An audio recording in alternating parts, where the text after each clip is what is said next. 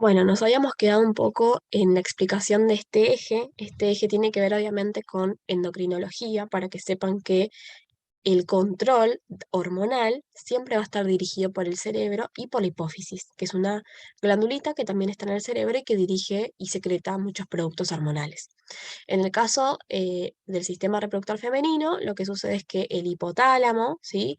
Lo que va a hacer es darle la orden a la adenohipófisis por acción de la GnRH, que es la hormona liberadora de gonadotrofina, y esa porción anterior o la adenohipófisis lo que va a hacer es liberar LH y FSH, es decir, LH, la hormona luteinizante, y la FSH, que es la hormona folículo estimulante. Como su nombre le indica, la FSH va a estimular la salida del folículo y el crecimiento en sí de ese folículo ovárico para que después se convierta en un óvulo maduro.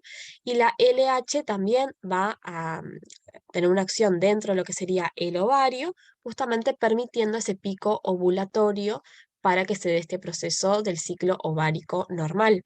Es decir, para que se dé esa ovulación y por consiguiente fecundación, en caso de que se dé, obviamente, la entrada del espermatozoide y se colonice a ese óvulo maduro, ¿no? Bien, este sería el eje hipotalámico, hipofisario, ovárico o gonadal. Hablamos de gonadal porque hablamos de gónadas femeninas y masculinas. En caso de la femenina estamos hablando de la gónada, que es el ovario, ¿sí? Entonces, fíjense que todo este eje es positivo, empieza en el hipotálamo, ¿sí? Acá en la región, en el cerebro, a través de la GnRH, que es la hormona liberadora de gonadotrofina, estimula la porción anterior, repito, de la hipófisis a la adenohipófisis, y la adenohipófisis va a secretar dos productos, dos hormonas, que son la LH y la FSH, que van a tener su acción en estos órganos periféricos, en este caso en el ovario, ¿sí? Y esto va a generar obviamente una acción hormonal, que es la de los ciclos ovulatorios y menstruales. Acá tenemos una hormona que es la inhibina. Esta hormona inhibina, justamente como su nombre lo indica, inhibe la secreción de FSH y de LH. ¿Por qué hace esto? Porque supongamos que si el hipotálamo, la hipófisis y estas hormonas, la LH y la FSH, estimulan y estimulan y estimulan y estimulan y estimulan al ovario, va a haber como una sobreestimulación hormonal. Esto se llama retroalimentación positiva y negativa. Esto normal que acabo de explicar recién sería la retroalimentación positiva, pero tiene que haber una retroalimentación negativa que inhiba a través de esta hormona que es la inhibina, que inhiba la secreción, la orden en realidad del hipotálamo, de la hipófisis, para que no salga demasiada FSH y demasiada LH, justamente para que haya un equilibrio hormonal y que se secrete, pero también se frene en su momento, ¿sí? Esta es la acción justamente que permite que nosotros tengamos un eje normal. Y fíjense que esta es la relación con el sistema endocrino justamente porque es todo comandado por el cerebro y por la hipófisis, ¿sí? Por la porción anterior, o sea, la adenohipófisis. Y obviamente este ovario va a tener como producto otros tipos de, digamos, va a dar lugar, en el ovario se van a dar otros tipos de hormonas, como son los estrógenos, algunos andrógenos también, y gestágenos, que van a producir también esa, o van a permitir en realidad, todos esos cambios hormonales que se dan durante el ciclo de la mujer, ¿sí? O sea, desde el hipotálamo tenemos una acción que llega hasta el ovario, ¿sí? Todo comandado por este circuito y todo comandado por estas acciones hormonales que estimulan e inhiben en un momento, ¿sí? Por eso están acá estos signitos de negativo y positivo, justamente porque el negativo me habla de que en un momento se inhibe y en un momento, y el positivo me habla de que justamente estimula y estimula. Bueno, en cuanto a los ovarios, las fases del ovario, primero vamos a tener un folículo maduro, que obviamente va a estar dado por la fase y por la hormona folículo estimulante, ¿sí? Que es la fase folicular. Después vamos a tener la fase ovulatoria, que justamente se da con el pico y se da la salida de ese óvulo maduro, de esa porción, hacia la trompa, hacia la región de la ampolla de la trompa uterina, justamente en espera de ese espermatozoide. En caso de que no haya espermatozoide, bueno, eso se convierte en una fase lútea, en un cuerpo lúteo, y en caso de que no haya espermatozoide, simplemente lo que va a pasar es que todo eso se va a desgarrar, se va a destruir y se va a salir con la llegada de la menstruación, ¿sí? Se va a ir desgarrando toda esa pared miometrial sin fecundar.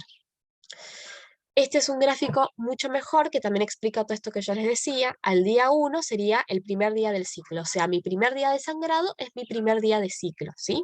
Al día 1 a 14, los óvulos se van a ir madurando, o sea, va a ir pasando esto, ¿sí? Van a ir progresando estas fases hasta que al día 14, aproximadamente, como les dije, más o menos 3 días antes del día 14 o 3 días después del día 14, o el día 14 en sí exacto, teniendo en cuenta de un ciclo de 28 días, va a ser el pico ovulatorio gracias a la acción de la hormona luteinizante. Ese óvulo ya maduro se expulsa del ovario, ¿sí? Se expulsa del ovario y hace que llegue a la trompa de falopio o la trompa uterina en espera de que venga un espermatozoide y lo fecunde, ¿sí? Cuando eso no sucede, simplemente se convierte en un cuerpo lúteo, ¿sí? Que al llegar al final del ciclo, o sea, aproximadamente hacia el día 14, se desprende y se produce esa hemorragia propia del desprendimiento de la pared más interna del útero, que es el endometrio, ¿sí? Toda esa membrana mucosa, toda esa capa mucosa se desprende y se produce ese sangrado. Esta es la explicación. Fíjense que durante el día 1 al día 14, los estrógenos van a tener una acción en particular y que van a predominar justamente en estos primeros 14 días del ciclo, y después, a partir del día 14 hasta el día 28 aproximadamente, van a ser los progestágenos o la progesterona la protagonista y la que va a estimular ese crecimiento endometrial, perdón, que posteriormente se va a desprender y va a aparecer lo que sería la menstruación, ¿sí? Esto sería la fecundación, ¿sí? Hablando un poco de fecundación, supongamos que efectivamente hay una fecundación, la persona tuvo una relación sexual, supongamos, en su día 14, en el máximo día del plano del foco ovulatorio, en su mayor día fértil, que coincide con la salida de ese óvulo maduro del ovario. El espermatozoide va a ingresar por esta vía, que es el canal vaginal, y se va a dirigir a la porción de la ampolla de la trompa de falopio, ¿sí?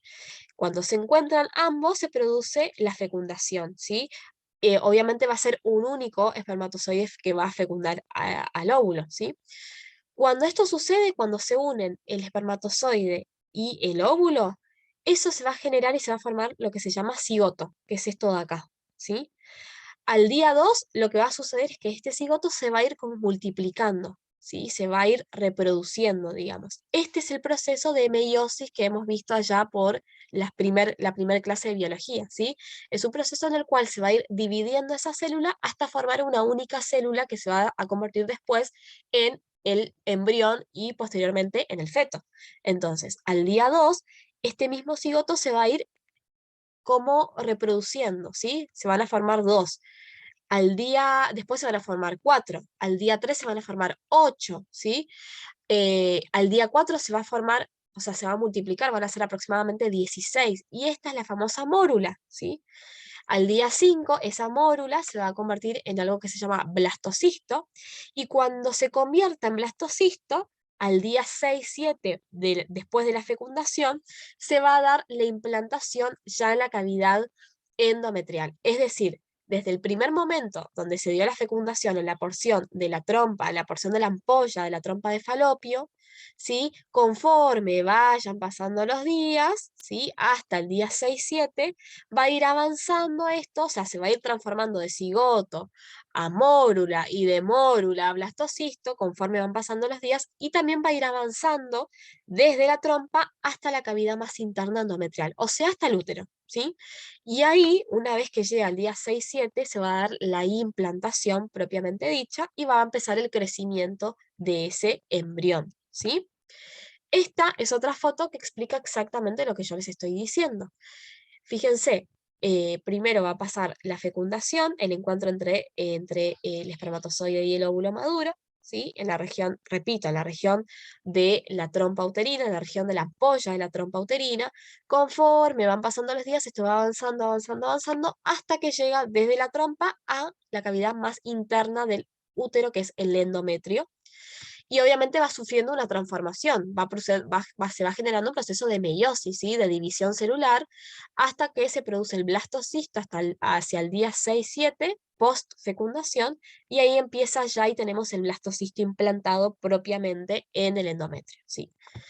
Y después, o sea, esto es lo mismo que les vengo diciendo, es el proceso propio, y después tenemos el desarrollo fetal, que se da obviamente ya en el endometrio, que se da durante el primer mes. Va a pasar que el sistema nervioso va a comenzar a formarse, el corazón comienza a tomar forma y a latir hacia el segundo mes, y además acá estamos hablando también de que está dentro de lo que sería el sistema nervioso, el desarrollo de una porción que se llama tubo neural, y que por eso es muy importante que la persona tome ácido fólico, eh, 3 meses antes de planear ese embarazo, que sería lo ideal, o en caso de que eso no suceda, inmediatamente cuando se entera que está embarazada. Por eso los obstetras, lo que hacen, los médicos obstetras, es enviar suplementos de ácido fólico para tratar de que durante esos primeros 3 meses de vida que sucede esto, sobre todo durante el primer mes, se fortalezca bien ese sistema nervioso y no hayan después patologías o malformaciones que tengan que ver con eh, justamente esta estructura, ¿sí? Justamente con el sistema nervioso. Durante el segundo mes comienza la formación del cerebro, el tercer mes el feto empieza o puede realizar ciertos movimientos, se puede reconocer su sexo en realidad entre el tercer y el cuarto mes. El aparato circulatorio ya hacia el cuarto mes está un poco más terminado, ¿sí? Las regiones del esqueleto, el sistema musculoesquelético empieza como a desarrollarse y a organizarse. Durante el quinto mes termina la maduración del sistema nervioso, o sea, que había empezado durante el primer mes, ya hacia el quinto mes se termina por completo. Durante el sexto mes, los bronquios y los pulmones casi han madurado, y justamente hacia la semana 28 de embarazo, aproximadamente, acuérdense que se secretaba ese líquido surfactante, gracias a las células, los neumocitos tipo 2, en los alvéolos de los pulmones, justamente para tratar de secretar ese líquido surfactante y evitar la fricción entre los alvéolos, es decir, lubrica y evita el colapso alveolar y permite que el niño pueda respirar fuera de la vida uterina, o sea, pueda respirar sin ningún tipo de problema, sin ningún tipo de insuficiencia en la vida extrauterina, ¿sí? Al séptimo mes ya poseen los órganos necesarios para vivir fuera del útero, y durante el octavo y el noveno mes, que serían los últimos meses del embarazo, ya simplemente lo que sucede es que se completa el desarrollo fetal, ¿sí? Otra cosa que quiero decir, y con esto termino, es que la mayoría de los embarazos ectópicos son justamente, el concepto de embarazo ectópico es un embarazo que no se da donde se debería, es decir, el proceso de implantación no se da en la cavidad endometrial, o sea, en el útero, sino que en el embarazo ectópico puede pasar que se dé en el ovario, o que se dé en la porción de la ampolla, de la trompa, que es en la mayoría de los casos, o en la porción del istmo, que sería por acá, ¿sí? Entonces, esa es una indicación, es una de las patologías que producen un abdomen agudo, y simplemente hay que llevarla a quirófano a esa mujer, a esa persona, a esa gestante, ¿sí? Porque es un embarazo que no va a poder seguir porque no está en el sitio que debería. Tiene que estar en la cavidad endometrial para que se lleve a cabo un embarazo normal y un desarrollo de ese embrión que después va a ser feto, ¿sí? Bueno, esto es todo y espero que les hayan servido.